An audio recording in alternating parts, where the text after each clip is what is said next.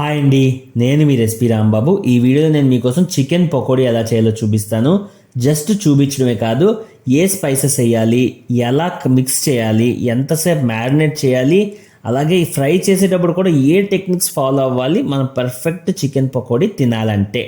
అలాంటి టిప్స్ అన్నీ కవర్ చేస్తూ 3 నిమిషాల్లో అద్దిరిపోయే రెసిపీ సింపుల్గా ఎక్స్ప్లెయిన్ చేస్తాను. నచ్చితే లాస్ట్లో ఒక లైక్ కొట్టండి, నచ్చకపోతే మాత్రం డిస్లైక్ కొట్టేసేయండి. ఇంకా వీడియోలోకి అయితే వెళ్ళిపోతాం. ముందుగా ఒక 300 గ్రాముల బోన్లెస్ చికెన్ తీసుకున్నాను నేను. మీరు దుమ్ముతో తీసుకున్నా పర్వాలేదు. ఆ చికెన్ని ఇలా చిన్న ముక్కల కింద కట్ చేసి ఆ బౌల్లో తీసుకోండి. తీసుకున్న తర్వాత దాంట్లోకి 1 టేబుల్ స్పూన్తో కారం, అలాగే పావు టీ స్పూన్ దాకా ఉప్పు, అలాగే 1 టేబుల్ స్పూన్ దాకా చికెన్ మసాలా వేసేయండి. దీంతోపాటు పెప్పర్ పౌడర్ పావు టీ స్పూను, అలాగే కొరియాండర్ పౌడర్ 1/2 టీ స్పూను వేసుకొని అల్లం వెల్లుల్లి ముద్ద కూడా 1 టీ స్పూన్ దాకా వేయండి. చీల్చిన పచ్చిమిరపకాయలు ఒక 4 నుంచి 5 చిన్నవి, అలాగే ఒక 10 కరివేపాకు రెమ్మలు కూడా వేసుకోండి. కార్న్ఫ్లోర్, మైదా ఒక్కొక్క టేబుల్ స్పూన్ వేయండి. నేను చూపించిన కొలతలన్నీ 300 గ్రాముల చికెన్కి కరెక్ట్గా సరిపోతాయి. అలాగే ఇప్పుడు ఇందులో వేసిన పొడులన్నీ మనం మిక్స్ చేసేటప్పుడు ఫస్ట్ పొడులు వాటిలో అవి కలవాలి, అలాగే ముక్కలకి కూడా బాగా పట్టాలి. అలా అవ్వాలి అంటే ఒక 5 నిమిషాలు కలపాలి. కనీసం 5 నిమిషాలు కలపండి. 10 నిమిషాల దాకా కలిపితే మరీ బెస్ట్. అలాగే ఇవన్నీ ముక్కలకి పట్టాలంటే ఇలా ప్రెస్ చేసుకుంటూ కలపండి. ప్రతి ముక్కకి పట్టించుకోండి.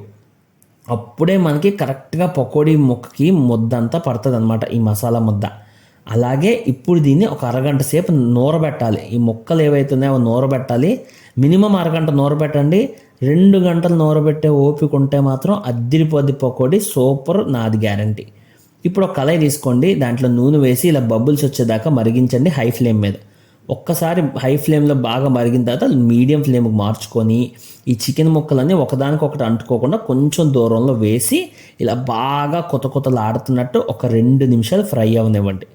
2 నిమిషాల పాటు అసలు గరిట స్పూను ఏది పెట్టద్దు. ఇలా వేసి వదిలేసి 2 నిమిషాలు ఫ్రై అవనిచ్చాక అప్పుడు ఒక గరిట తీసుకొని ఇలా కలుపుతూ ఇంకొక 2 నిమిషాలు ఫ్రై అవనివ్వండి. చిన్న ముక్కలు కదా, సో 4 నిమిషాలు ఫ్రై అవనిస్తే మీకు ఇలా గోల్డెన్ బ్రౌన్ కలర్లోకి టర్న్ అయిపోతాయి. ఇప్పుడు ఆ ముక్కలు, దాంతోపాటు ఉన్న పచ్చిమిరపకాయలు, కరివేపాకు అన్నీ తీసి ఒక జాలీలో వేసి నూనె మొత్తం దిగిపోనివ్వండి. ఇంకా కొంచెం నూనె ఉంటుంది. సో ఇక్కడ ఏం చేయాలంటే కుదిరితే ఒక టిష్యూ పేపరు, ఇంకా కుదిరితే ఒక ఆయిల్ అబ్జార్బింగ్ పేపర్ వేసి దాంట్లోకి చికెన్ ముక్కలు వేసి ఇంకో నిమిషం వదిలేయండి.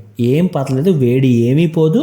జస్ట్ అలా వేసి 1 నిమిషం వదిలేరంటే నూనె మొత్తం ఎండిపోయి ఆ పేపర్ అబ్జార్బ్ చేశాక కరకరలాడే చికెన్ పకోడీ రెడీ అయిపోతుంది. చాలా టేస్టీగా ఉంటుంది. ఒక్క రిక్వెస్ట్ అండి, నా ఎక్స్ప్లెనేషన్ ఎలాగ అనిపించింది, రెసిపీ ఎలా అనిపించింది, ట్రై చేస్తారా లేదా అన్న విషయం కామెంట్ చేసి చెప్పండి. వీడియో నచ్చితే లైక్ కొట్టండి. నేను చిన్న యూట్యూబర్ని, మీ సపోర్ట్ ఉంటేనే గ్రో అవుతాను. నా కంటెంట్ ఇంకా చూడాలి అంటే మాత్రం ఛానల్ సబ్స్క్రైబ్ చేయండి. ఇక్కడ దాకా చూసినందుకు thank you so much. Me recipe Rambabu.